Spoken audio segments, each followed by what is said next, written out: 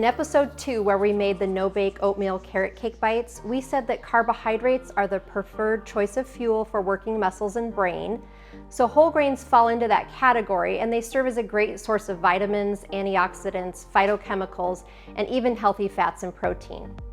So all grains start out as whole, and they consist of 3 layers: the bran, the germ, and the endosperm.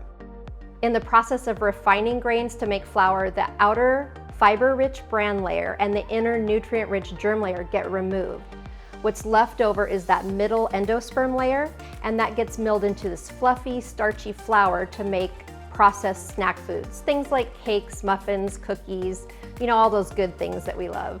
Not to put down the fluffy white flour, but the bran and the germ portion of the whole grains are where most of those nutrients come from. So it just makes sense to eat the grains in their whole form. And you want to aim for at least 3 servings of whole grain rich foods every day.